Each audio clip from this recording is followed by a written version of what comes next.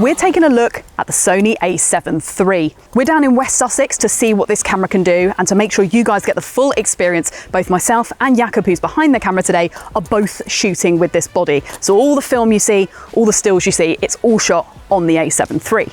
Let's take a look at the main features. Inside the A7 III, we have a full frame 24.2 megapixel back illuminated Exmor R CMOS sensor. That's got a front end LSI, which means the readout speeds are double what they would be. And we have a Bion Z X processor as well.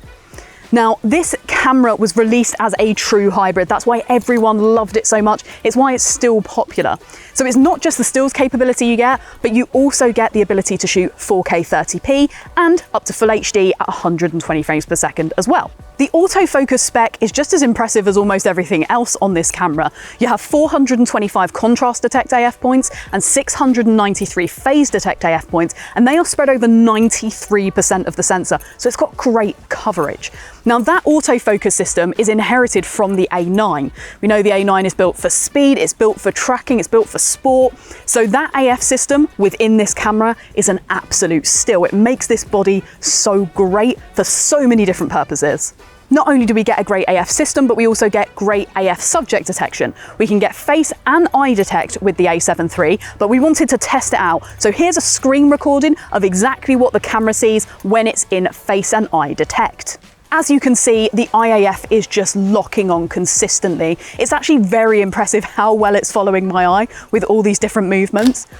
Even when I turn away, it still seems to pick up my eye straight away. I was actually really impressed with this. And we were using a Sigma 85mm lens as well. So if we were gonna see any struggling, I would expect it to see it with a third-party lens, but nothing at all. Here we can see how it performed in video. Now, unfortunately, we had to take out our HDMI recorder in order to record any video while this was happening. But as you can see, it's still pretty good. You don't get eye detect from what we found today. It was just a face detect box rather than eye detect, but it still worked nicely. I would say it wasn't quite as impressive as the still side of things, but it's there and I would say it's definitely usable.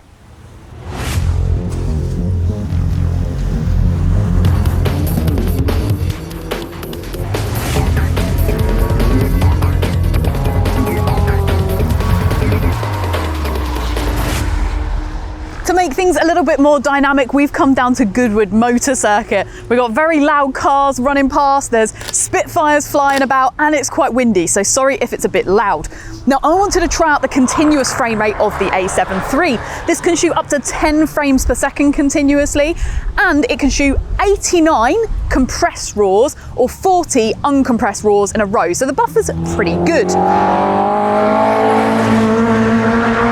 We also have IBIS. We have 5-axis and 5 stops of image stabilization built into the body itself. Here's an example of when we were shooting stills this morning. We were using an 85mm lens here, and you can see when the IBIS is not activated, and then when it's activated, it's pretty noticeable. So it's just good to know you have that bit of backup, whether you're shooting on a longer lens or maybe you're shooting in lower light with a slightly slower shutter speed. It also works in video mode. Jakob's been shooting with the A7 III handheld a lot today, and we've been making use of that IBIS to make sure our shots are nice and steady. As you can see, it's very not low light at the moment, it's very bright. So I took the A7 III out last night and just went through the ISO range so you guys could see exactly what it had to offer. It's also worth bearing in mind that you get AF down to -3 EV. So it can be actually pretty dark before you start to lose that low light autofocus capability.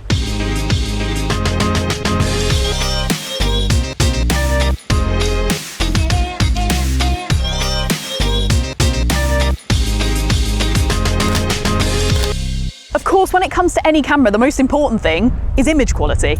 I like the 24 megapixel sensor we've got in here. You get up to 15 stops of dynamic range, and we've showed you some demo images today and some video as well.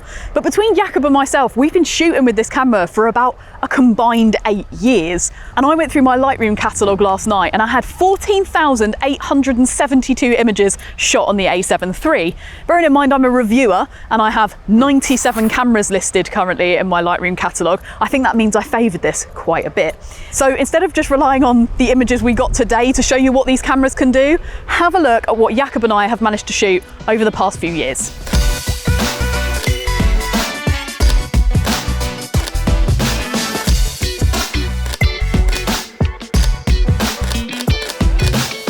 I spoke about the A7 III being a true hybrid, and that's because it doesn't only have a great stills capability, but also video capability too. Then you get 4K up to 30p, which is NTSC, it's 25p PAL, and you can also shoot 24p as well, which we really like because we often work with an American team.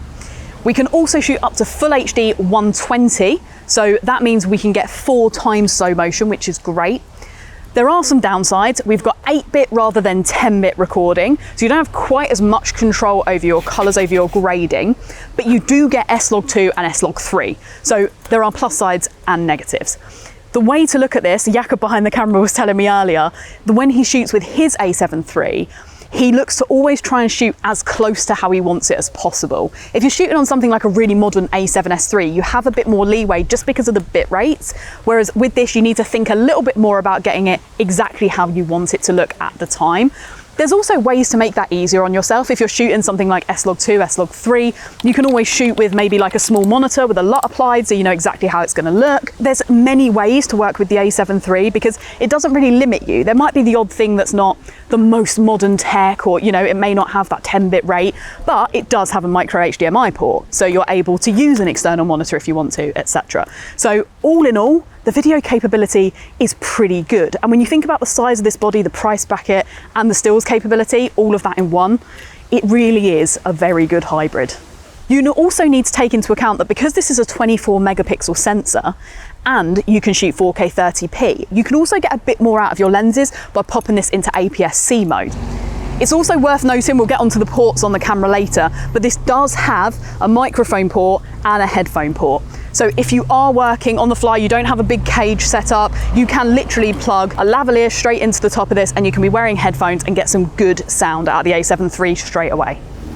In terms of design, this is a very similar size to what we see from a lot of the A7 series of cameras realistically. They've all got a few different mil here and there, but in terms of taking up space in the bag, it's pretty much exactly the same. The best thing about the A7 III is when you moved up from the 2 series, so like I own an A7 II and it had that pathetic little battery. In this one, we have the FZ1000 battery, right? So that is, oh no, it's FZ100. I mismatched a battery. So we have the newer battery, the FZ100. We have a dual card slot. They are SD, we haven't quite got to the CF Express Type A. I don't think many people are going to be sad about that, if I'm honest. On the other side, in terms of ports, we actually have a really good show up. So as I said in the video section, we do have a microphone port, which is fantastic. We have a headphone port and a micro HDMI, and we have the multi-port and USB-C. It's great to have that in there. You can charge your batteries in the camera, which I think is fantastic. Now, in terms of the viewfinder, it's fine, 2.36 million dot, it does the job. The back screen, it's a 3-inch LCD. It doesn't come out to the side, it's not fully articulated. It is a pop-up one. If you're filming yourself all the time and you don't use a monitor, maybe you want to look at something with a flip round screen. If you're not doing that, then it's not a problem. What I would say it's worth thinking about is no delamination. On the earlier Sony models, there was a real problem. I don't know what was going on, but lots of the screens had a delamination problem where they go kind of almost like you'd ripped off a screen protector and it looked a bit weird. None of these have that, right? So my one that I've been shooting with for years, Jakob's one that he's been shooting with for years, none of them have delaminated. So that is a massive plus in my books. Downside for me is the viewfinder sensor placement. So on the newer cameras, they moved this to underneath the viewfinder, and on the older ones, it was all above.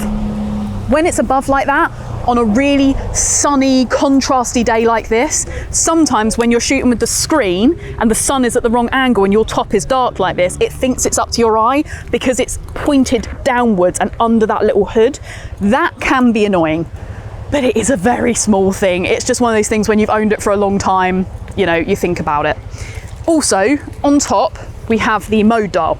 It's a very standard mode dial. However, if you are a hybrid shooter and you don't shoot in groups, so for example, you don't shoot all your video and then all your stills, if you're constantly switching between, it is worth noting that like pretty much every Sony model ever, even the much, much newer ones, if you are in manual shooting mode and then you switch to video and you think, oh, I need my S-Log3 on and I'm shooting at ISO 800 and 1/50th of a second, those settings transfer. So when you go back into stills mode, it will also be S-Log2, S-Log3, 1/50th, etc. And you have to change that each time. Now there is a way around that. You just use your custom modes, which is what I've always done with this camera. If you constantly shoot in a way that jumps between them, you need to be using those custom modes, or you need to at least consider that that may be something that winds you up a little bit.